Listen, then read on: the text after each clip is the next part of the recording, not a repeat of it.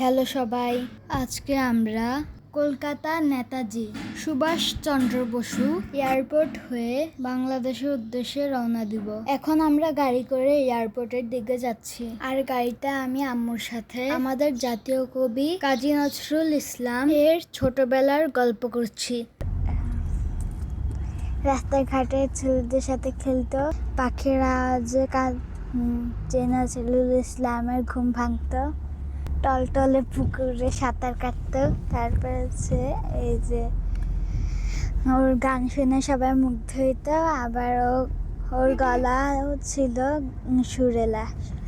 গল্প করতে করতে আমরা পৌঁছে গেলাম কলকাতা এয়ারপোর্টে। সারা বছর সবাই দূরে থাকলেও ঈদের সময় সবাই একসাথ হয়। সামনে কোরবানি ঈদ, আর আমরা সবাই থাকবো গ্রামের বাড়িতে। তাই ঈদের আগে আগে আমরা ফিরে যাচ্ছি আমাদের বাংলাদেশে। ঈদের আর মাত্র এক সপ্তাহ বাকি, আর আমার তো আরো অনেক খুশি লাগতেছে, কারণ হচ্ছে সামনে কোরবানির ঈদ। কলকাতার এয়ারপোর্টে আমরা আমাদের সমস্ত কাজ কমপ্লিট করে নিচ্ছি।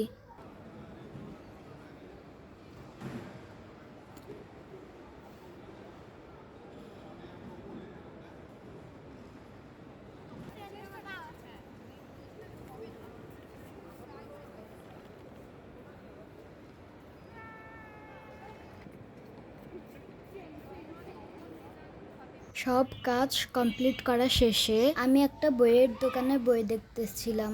দারুণ সব গল্পের বই ছিল সেখানে। আমার বই পড়তে বেশ ভালো লাগে, আর যদি হয় ভূতের গল্পের বই তাহলে সেটা আমি নিয়েই নি।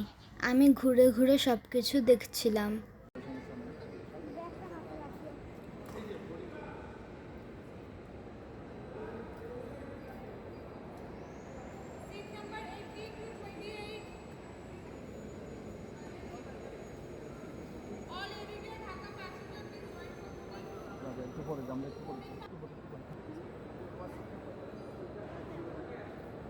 হুররে, এখন আমরা চলে আসলাম বিমানে।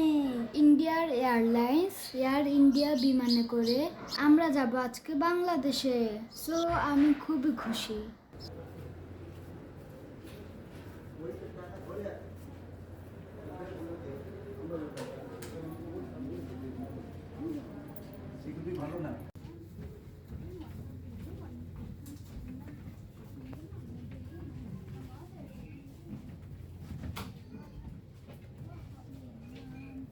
বিমানের দরজার ঠিক সামনেই এভাবে সবাই লাইনে দাঁড়িয়ে আছে, আর ওই যে দেখা যাচ্ছে বিমানের দরজা। এই যে দেখো আমাদের বিমানটি কত সুন্দর। বিমানে ওঠার আগে ওনারা লাস্ট একবার চেক করে নেয়, একজন একজন করে চেক করে বিমানে উঠিতে দেয়। কাজী নজরুল ইসলামের ঝাঁকড়া ঝাঁকড়া চুল, আবার বড় বড় দুটো চোখ, আর হচ্ছে সবাই আদর করে ওকে দুঃখ মিয়া ডাকতো।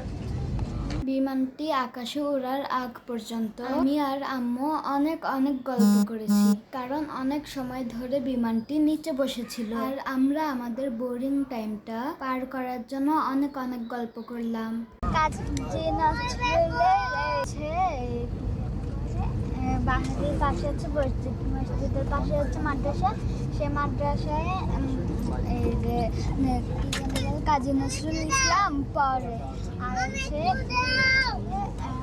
ওর পাখিটাকে কাজী নজরুল ইসলামের ঘুম ভাঙে। আকাশ আমার ভীষণ ভালো লাগে।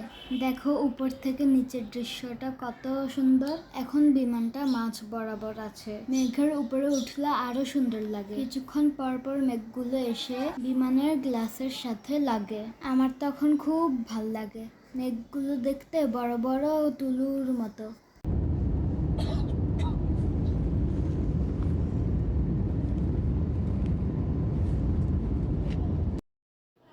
অনেকক্ষণ ধরে গল্প করতে করতে বেশ খিদে লেগে গেল।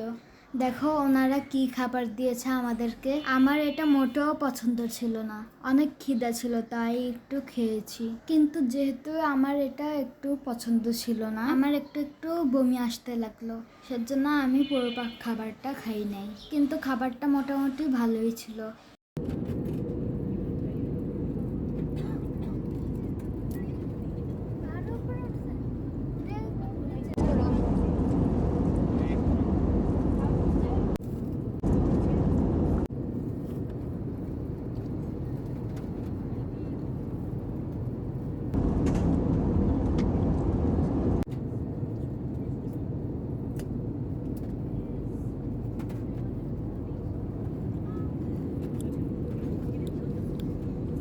দেখো আকাশটা কত সুন্দর, তাই না?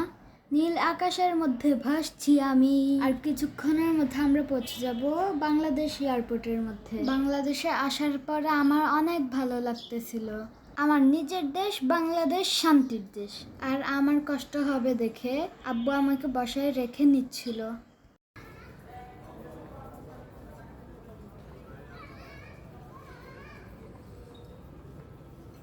আজকের ভিডিওটি এই পর্যন্তই। সবাই সুস্থ থেকো, ভালো থেকো, আমার জন্য দোয়া করো। আল্লাহ হাফেজ।